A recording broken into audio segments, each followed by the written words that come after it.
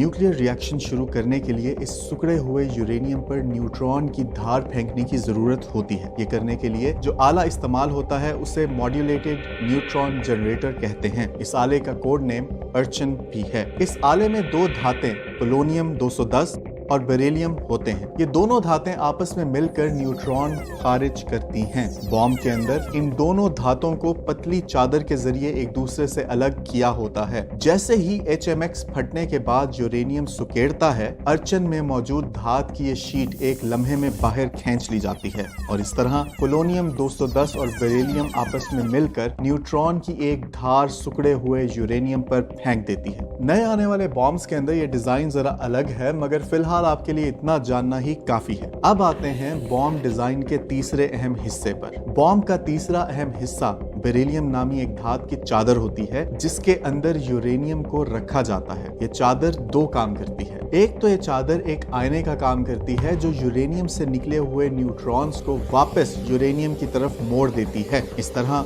ज्यादा से ज्यादा न्यूट्रॉन यूरेनियम के एटम से टकराते हैं और बॉम्ब की ताकत में इजाफा होता है। इस चादर का दूसरा अहम काम यह है कि इसकी वजह से यूरेनियम फौरन ही फटकर टुकड़े टुकड़े नहीं हो जाता। इस चादर के वजन से यूरेनियम के एटम फौरन ही बिखर नहीं पाते और ज्यादा से ज्यादा न्यूट्रॉन यूरेनियम से टकरा पाते हैं और फिर एकदम ये बॉम्ब बहुत ज्यादा ताकत से फटता है। एक कामयाब बॉम्ब फाड़ने के लिए इन तीनों अहम हिस्सों का 1 सेकंड के भी 1000वें हिस्से में